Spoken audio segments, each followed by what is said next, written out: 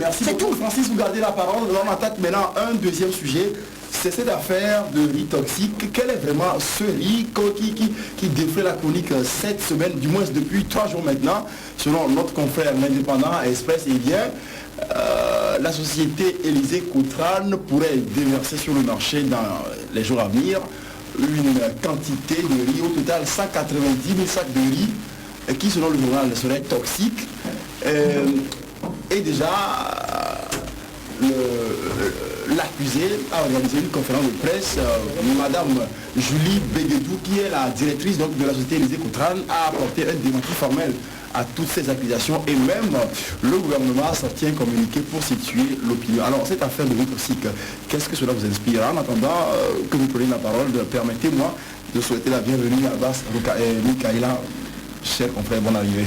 Merci, merci aux éditeurs de l'Urgente. Et il faut rappeler qu'il avait dit qu'il serait à la prière. Aujourd'hui c'est vendredi, donc Abbas Mikaïla est un musulman pratiquant, il faut le dire. Bienvenue à chers collègues, je crois que tu as prié Allah pour nous tous et pour tout le Togo. Pourquoi pas? L'affaire du riz toxique, oui, qu'est-ce que cela vous inspire? Maintenant, cette affaire-là, ça me rend triste. Ça me rend vraiment triste. Un gouvernement responsable, dès lors qu'il y a une alerte, on dit non? Une alerte. Dès lors qu'il y a une alerte, qu'il y a un produit avarié qu'on veut déverser sur le terrain, la première des choses pour ce gouvernement-là, c'est de rassurer la population pour dire nous allons commettre, nous allons faire des enquêtes et nous allons revenir. Le gouvernement n'a pas fait ça. Le gouvernement a traité l'alerte d'affabulation grossière comme nous l'avons eu la dernière fois. C'était pas responsable de la part d'un ministre. Dans un pays normal, ce ministre-là est sauté immédiatement. Dans un pays normal. Parce que la santé d'un pays, on ne badine pas avec. Cela prouve que nous avons au gouvernement des gens qui n'ont aucune éthique. Aucune éthique. Aucune éthique. Ils racontent n'importe quoi à la population. Ce riz, tout le monde le sait, que ce riz n'est pas bon. On nous dit que le riz vient des États-Unis et que quand le riz là, quand on a une quantité assez énorme, les Américains mettent ce riz-là en vrac. Qu'on ne vienne pas nous raconter des conneries. Là, je vous arrête. Nous autres. Oui, quand vous dites que tout le monde sait que ce riz n'est pas bon, quelles sont les preuves dont nous disposons aujourd'hui, nous, qui ne sommes pas des techniciens? Ce n'est pas moi qui le dis, c'est ceux qui ont importé le riz qui le disent. Qu'on a ramassé une partie, on est allé le jeter parce que la partie là n'était pas bonne.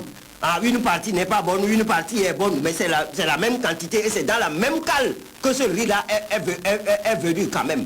Bon, moi je ne veux pas rentrer dans des discussions stériles, mais dès lors qu'il y a une alerte, et ça je vous dis que je sais ce dont je parle bien, j'ai travaillé pour la société Soto-Mare, ceux qui se rappellent, se souviennent de cette société-là encore, on importait, c'est la seule grande société qui importait du poisson dans ce pays.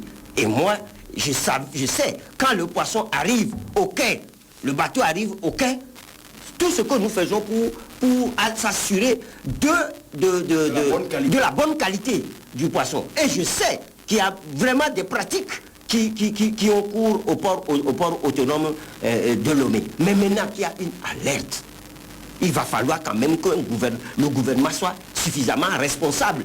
C'est le ministre de la Santé qui vient tout de suite. Parce que c'est son rôle. Merci beaucoup. C'est lui qui vient tout de suite. Et maintenant, on nous raconte des conneries sur les antennes. Alors, Ferdinand, est-ce qu'aujourd'hui, la polémique devrait s'alimenter dans la mesure où déjà les services phytosanitaires ont attesté de ce que c'est vrai que bon, il y avait une partie qui était, on ne dirait pas, je ne dirais pas contaminée, mais qu'il y avait des produits de conservation qui étaient là sur le produit et qu'on a enlevé une partie et que, a priori, le problème sanitaire ne se pose pas. Est-ce que... Non, avant de répondre à votre question, moi je voulais juste dire que tout ce que nous voyons là, ce sont comment vous direz ça, ce sont les conséquences d'une gestion calamiteuse. Copinale même. Non, c'est pas hasardeux. Copinale du pays. Parce que lorsque on est chef d'État et qu'on a des maîtresses qui s'invitent dans des sociétés d'État, qui prennent des marchés, qui s'invitent partout, qui prennent des marchés et qui font des, comment je dirais ça, qui font des trafics d'influence, qui bénéficient des passe-droits pour faire passer un certain nombre de choses, la République est en danger.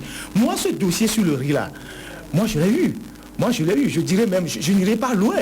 Moi, j'ai eu ce dossier-là. Mais dites-vous, comment est-ce que nous, les journalistes, nous savons le produit toxique qu'on a détecté sur le riz? Nous ne sommes pas des agents phytosanitaires. Avec des précisions. Avec des précisions, des formules. Comment est-ce qu'on a eu ça? C'est les gens qui ont fait la première inspection, qui ont détecté que le riz est toxique et qui ont subi des pressions pour laisser décharger le riz, qui ont organisé la fuite.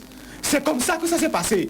Et donc, quand on dit qu'il y a une partie... Moi, j'ai suivi le communiqué du gouvernement. J'étais très triste. Vous dites que c'est des affabulations. En même temps, vous dites qu'une partie a été contaminée. On a détruit ça. C'est quoi ces histoires-là? Il s'agit de la sécurité alimentaire des citoyens. Et je suis d'accord avec l'association qui demande une contre-expertise avant que le riz ne soit déchargé. Parce que dans ce pays, celle dont on parle, elle est partout et nulle part. Quand vous prenez, son nom a été cité dans beaucoup de dossiers. Ceux qui ont coupé les têtes, elle en fait partie. Ceux qui ont décoré le lieu où Fonya Singbe a prêté serment, ça a coûté 100 millions, elle fait partie. Les engrais, elle fait partie. Le riz, elle fait partie. Les tomates. Elle a contribué à sauter un gouvernement, elle a contribué à sauter un ministre de la République. Les pâtes alimentaires aussi. C'est quoi ce bordel? C'est quoi ce bordel dans une république? Donc, vous pensez que si c'était un citoyen ordinaire togolais, vous et moi, qui avait importé ce riz-là, cette affaire-là a été traitée comme ça? On devait amener cette personne-là à la télévision pour dire, voilà, qu'il y a un riz, et que voilà, ce commerçant véreux a fait rentrer un riz frélaté, et que les services de la gendarmerie et phytosanitaires très compétents ont arrêté la personne, et qu'on a détruit le riz. Mais juste parce qu'il s'agit de la maîtresse du chef de l'État, alors il y a un ministre qui vaut le secours avec des arguments incongrus. Et la dame même va au port, elle nous dit que la partie qui est contaminée a été détruite, a été raclée, à la surface est détruite. Mais vous pensez que moi je vais aller manger ce riz-là? Il semble qu'il y avait des journalistes sur les lieux. On a tenté d'en donner à certains, ils ont dit oh, non, on ne veut pas. Ils sont les premiers qui vont mourir. Non, je crois que dans un pays normal, ces genres de choses doivent être traitées avec la rigueur totale. Mais au Togo, on a comme l'impression qu'il y a certains qui sont déçus de la loi et c'est ce qui est dommage. Oui, Abbas, il y a une question également qui se pose. J'estime que pour que ce produit-là puisse débarquer au Togo, il a fallu que les services des assurances donnent leur quitus et aujourd'hui que ce riz a débarqué au port autonome de Lomé.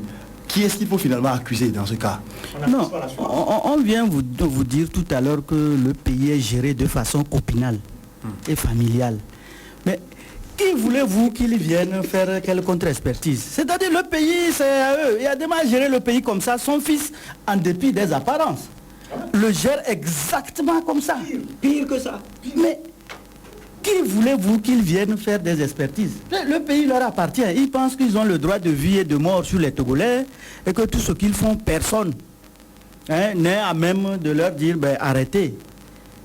Parce que moi, ça m'étonne que on ait attendu d'abord que la presse commence à révéler pour commencer à ameuter d'autres confrères pour qu'ils aillent enterrer leurs confrères vivants.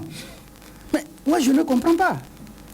Non, il aurait fallu gérer le problème d'une autre manière. Mais quand moi j'ai vu, j'ai entendu Aoumé Zounou déclarer je ne sais pas, je ne sais pas s'il était devenu pratiquement un spécialiste en matière phytosanitaire et qui déclare tout de go des incongruités. Moi, non, ça me rappelle comment il a géré les autres problèmes. Quand on parle les problèmes, comment dire là, il y a eu un problème là sur les produits, c'était des produits qu'on avait fait débarquer un temps. Mais voilà. Mais moi je ne comprends pas. C'est-à-dire que l'association, je crois, l'ATC vient même de sortir un communiqué, je crois que j'avais lu furtivement. Je crois que c'est ça, il faut une contre-expertise. C'est-à-dire, officiellement, ils ne peuvent pas venir nous dire que c'est fini. Et que c'est la femme du président. Voilà, c'est la femme du président. Mais c'est la femme du président, on ne peut pas nous dire qu'elle a mal fait. Oui. Dans ce pays, c'est comme ça. Tous ceux qui tournent autour du président font bien. Mais vous avez vu comment on a traité cette affaire même de... l'OSAT avait traité l'affaire des femmes qui avaient fait débarquer. Vous avez vu tout le bouquin qu'on a fait sur cette histoire-là pour finalement libérer les femmes. Mais on aurait dû faire la même chose avec Madame Béguédou. Et on dirait, bravo. Mais là, non, ils se sont mal pris et que je crois que ça va leur rougir les yeux. Oui, justement, Loïc, moi, à ce niveau, il y a eu une inquiétude que je voudrais soulever. Est-ce que un gouvernement, parce que tout à l'heure, Ferdinand l'a dit, Abbas l'a confirmé ou l'a réitéré, on ne peut pas gérer cette affaire de manière logique, de manière responsable, parce que c'est l'entourage du chef de l'État qui est mis en jeu. Mais la question que je me pose, est-ce qu'un gouvernement, si méchant soit-il, peut permettre ou laisser voir débarquer sur son territoire un produit contaminé, ne rien dire et laisser son peuple mourir comme ça? Moi je me pose cette question, Loïc. Oui, c'est là même tout le paradoxe. Tu te demandes, mais est-ce que le gouvernement RPT est si méchant et mauvais au point je veux dire, est-ce que cela est possible? Si oui, pourquoi on le ferait? Non, mais écoute, la question un peu, c'est vrai, ça me dépasse un peu, mais je vous dis, je te dis, moi, par rapport à cette question du riz, après 1001 réflexions, je me suis dit qu'il y a qu'une seule chose. Et même bien, moi, je l'ai dit avant même que la TC le dise, je disais hier matin sur une radio, qu'il faut un expert indépendant.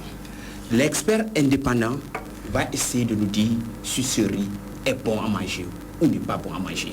Parce que sans passion, au même moment, nous savons que le régime RPT est mauvais et qu'il protège ses intérêts, et Béguédou, c'est un intérêt du régime.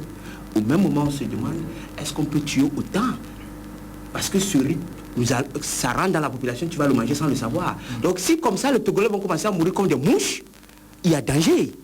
Et le gouvernement pourra-t-il prendre le risque de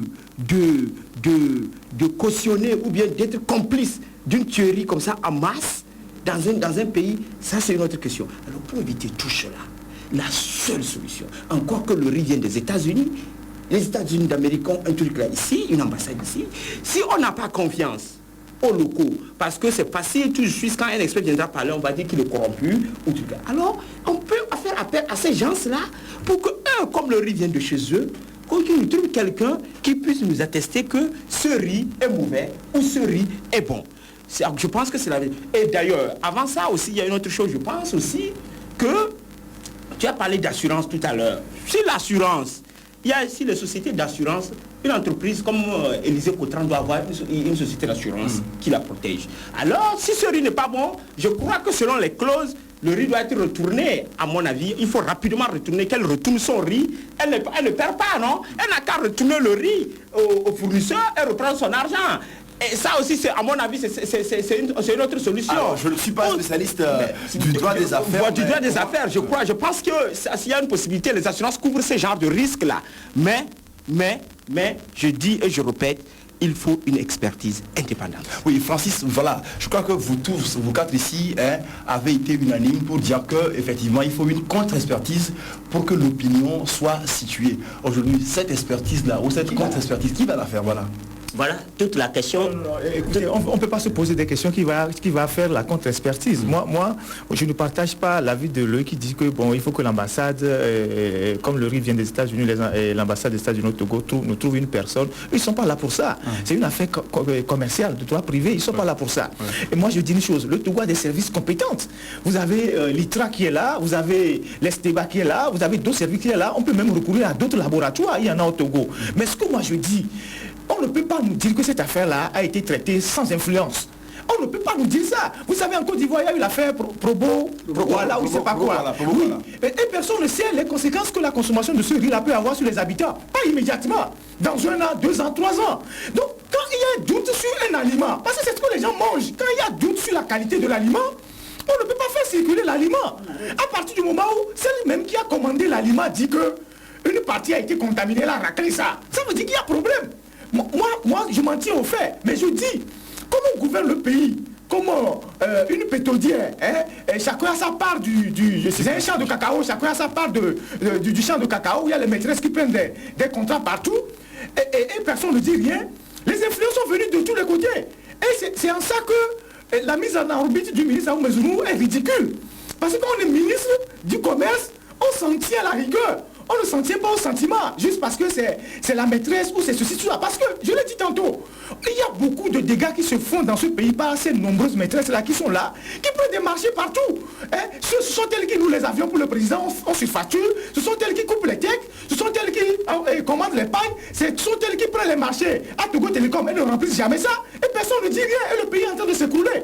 Il faut arrêter ça parce que, même Yanema, il n'avait pas accepté que ces femmes se mettent dans ces histoires-là. Oui, alors, en conclusion, Francis, c'est vrai que le temps nous presse sérieusement, mais un dernier mot sur le sujet, encore une fois. En conclusion, ce ne sont pas autant les individus qu'il faut accuser, mais le système de gouvernance, finalement, parce que... c'est tout ce que nous disons toutes les fois. Et des esprits malins ne nous croient pas. Si on nous avait cru, tout ce que nous disons, si on nous avait cru, aujourd'hui, peut-être que nous allons évoluer. Le peuple togolais n'a qu'à comprendre aujourd'hui que nous devons nous lever et faire en sorte que le pays soit mieux gouverné. Sinon, ils vont nous tuer. Non content de nous tuer par les armes, on veut nous tuer par les aliments. Je dis bien ce que je suis en train de dire. Allez au port autonome de Lomé, vous allez voir les énormités. Des produits conserves avariés, on les débarque. Les moutardes, les sardines, alors, les tomates, et tout ça là, le temps oui, c'est la santé, c'est la santé, parlons de la santé. Oui, effectivement, on aura l'occasion d'en parler tout à l'heure à 14h. Maintenant là, il faut enlever, il faut retirer la licence à tous ces gens-là, copines ou pas, oui. Retirer les licences pour qu'ils ne nous empoisonnent pas. Nous allons maintenant nous transporter au temple de Thémis, à la justice, où deux affaires devraient être jugées. D'abord l'affaire Pacha-Gnassingbé, qui tarde toujours à être jugée. Alors, Abbas, Mikaela, on se demande pourquoi le procès Pacha-Gnassingbé tarde toujours à démarrer. Oui, la question est posée à celui-là même qui est le principal accusateur. Faure Gnassingbé, c'est lui, c'est son bon vouloir. C'est-à-dire il accélère ou il ralentit selon ses humeurs. Et Loïc te dira qu'il danse au tango. Absolument. Et il accélère quand il veut, il ralentit quand il veut. Et je crois que quand vous avez vu le procureur général qui est monté sur les médias pour raconter, pour dire que le procès aura lieu, c'est consécutif à l'arrestation de Tidjani. C'est des réactions. Mais ils vous diront le contraire. Ils vous diront que c'est pas vrai. Non, mais on se connaît dans ce pays. C'est ça. C'est-à-dire qu'il y a eu des réactions et rapidement, pour emballer tout le monde, pour faire baisser la tension, on nous a dit qu'il y aura un procès. Mais au jour d'aujourd'hui, on ne sait même pas à quel niveau se situe le dossier. Parce que vraiment, vous voyez... Alors, Ferdinand, l'autre affaire, c'est redémarre. Sama et Sohamlon, son sort sera peut-être scellé le 25 août prochain. On attend de voir parce que il semble que au niveau de la, c'est la Cour suprême qui a la Cour suprême, il semble que la Cour suprême a débouté le gouvernement togolais sur toute la ligne par rapport au traitement qui a été réservé à cette affaire-là et a demandé la restitution des biens à la personne. On attend de voir. Tout ça, c'est la justice togolaise qui a les preuves. Hein. Il n'y a pas, il y a toujours des influences. Hein. Il y a des gens, la justice togolaise, le point névralgique est ailleurs. C'est à la présidence où on tire les ficelles dans tous les dossiers. Parce que Abbas l'a dit tantôt, on ne peut pas comprendre que dans un pays normal, on puisse enfermer des gens pendant 2 ans, qu'on annonce un procès et que les avocats de la défense n'aient pas assez à leurs clients pour pouvoir demander à leurs clients est-ce que c'est toi qui as dit ça ou c'est pas toi qui as dit ça. On enferme les gens dans un Guantanamo et on veut les sortir comme ça pour aller au tribunal en une demi-heure, 1 heure du temps, une matinée. On fait le procès. Et surtout demander aux avocats de la défense de consulter le dossier on fait le procès, de plus de 1500 pages en une journée. On fait le procès en une heure. On fait le procès et puis bon, on dit bon, ils sont condamnés et puis bon, on les gracie et puis voilà.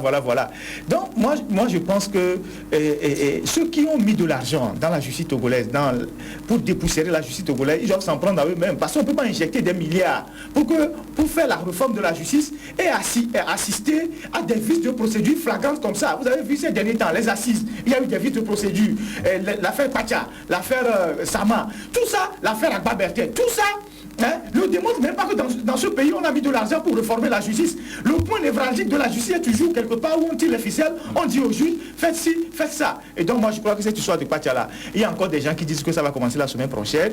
Mais je rappelle au passage que Maître Zeus Ajavon, qui est avocat de la défense, est présentement à Madagascar en train de suivre bonnement l'afro-basket, puisqu'on l'a empêché de voir ses clients. Merci. Alors Francis, on se rappelle que Redémarre avait au moins 44 000 adhérents. Aujourd'hui, la Cour suprême, dit-on, déboute ou a débouté le gouvernement togolais et demande instamment qu'on restitue à Sama et Sahablon les biens de la société. On se demande, après avoir laissé sur le carreau tous ces Togolais-là, qu'est-ce qu'on va leur faire finalement?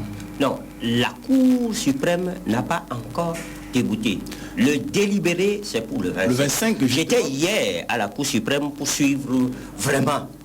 Mais ce que je voudrais dire, je voudrais saluer le rapporteur de la Cour suprême qui a fait, je ne suis pas juriste, j'ai écouté comme tout le monde le rapport que le rapporteur de la Cour suprême a fait hier en comparant, c'est-à-dire en juxtaposant la loi aux faits, est un bon rapport.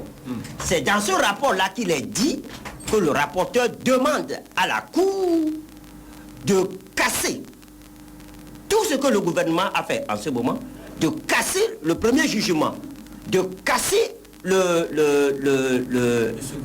second, oui. De casser aussi toutes les décisions que le juge d'instruction a eu à prendre en méconnaissance de la loi du Togo. Maintenant, nous attendons de voir si les juges de la Cour suprême vont aller. Ce qui m'a encore surpris agréablement hier, c'est que le procureur général aussi a demandé la même chose que le rapport. Alors, bon à suivre. Mais maintenant, que nous avons encore nous attendons. Secondes seulement. Loïc, c'est vrai que j'aurais voulu que toi et Abbas, Michaela, vous ayez un temps pour parler. Mais malheureusement, nous sommes arrivés à la fin de cette émission. Mesdames, Messieurs, merci de nous avoir suivis. C'est la fin de l'autre journal, l'émission hebdomadaire qui vous replonge au cœur de l'actualité tous les vendredis. Rediffusion de ce numéro ce soir après le journal du soir. Merci à tous mes 4 confrères. Ferdinand Mensaïté, Abbas, Michaela, Francis Pedro, Loïc, Lawson au micro. Je suis Ambroise Dagnon. Prochain numéro, vendredi prochain. D'ici là, portez-vous bien. Excellent week-end. Au revoir.